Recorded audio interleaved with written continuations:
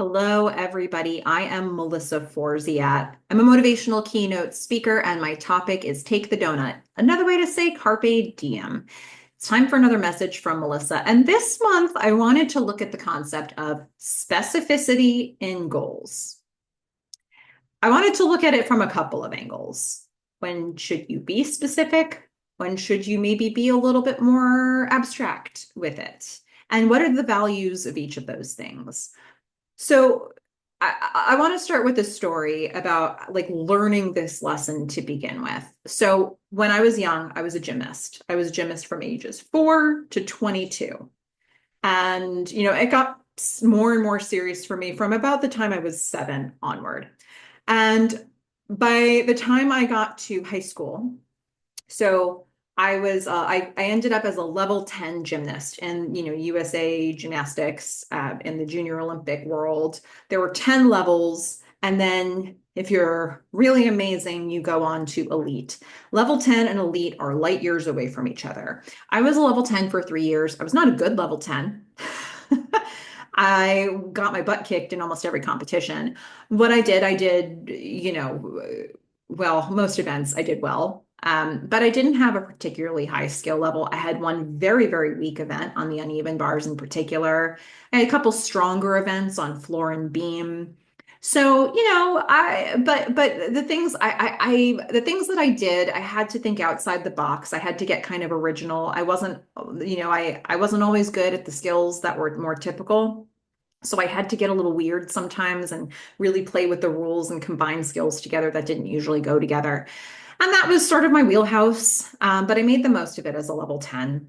And then I ended up going to college at Brown University for 4 years, and I was on the gymnastics team there. So rewinding, one of my goals when I was in level 10 was to make nationals. And when I was a senior in high school, my goal was to make nationals that year. And I just kept saying, I want to make nationals. I want to make nationals. I'm a senior. I want to make nationals. And so all year I was working towards this, and I got all the way up to regionals, which is the meet right before nationals, and I blew my first event.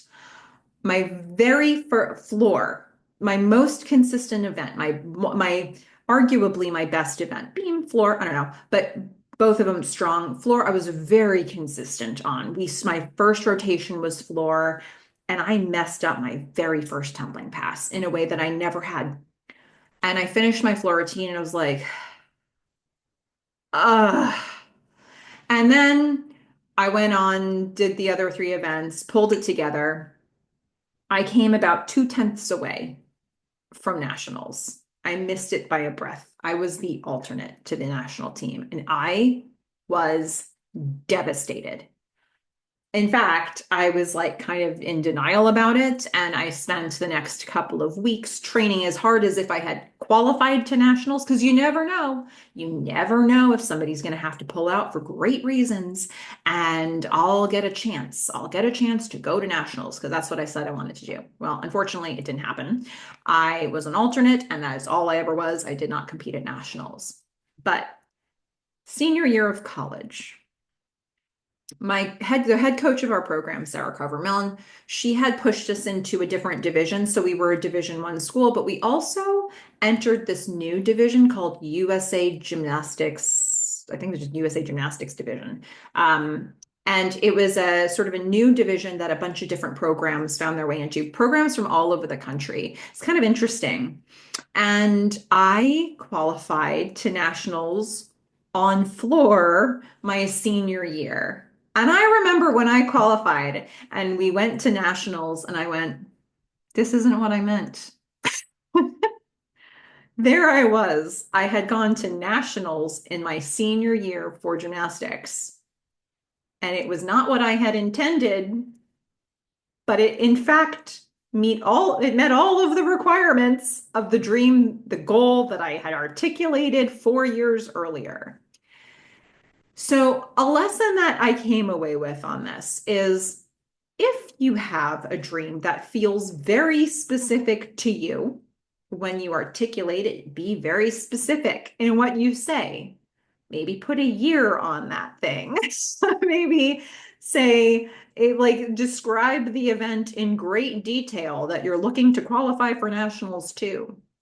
If you have a specific goal in mind, be specific when you articulate it, when you wish for it, because maybe you believe in manifesting. The thing that you want to manifest may just happen in the exact phrasing that you used. So be careful about that, right? So that's a lesson that I learned, and I took that with me through my early adulthood. But something that I have realized more recently, maybe in the last 10 years or so, is that a lot of the goals that I've now set have become more abstract. I'll say, I want to do this big thing, and it doesn't matter how I get there. Or, I want to do a collaboration in this area, and I'll talk to a whole bunch of different people. And if any one of them says yes, that fulfills the requirement. For me, a journey in my adulthood has been to be less tunnel vision about things and a little bit more open to the possibilities that may meet the same requirements.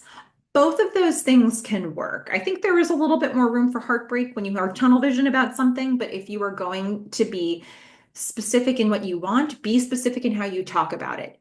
If you are happy to create more possibility, then keep it as abstract as you can so that you can start working through the details with others.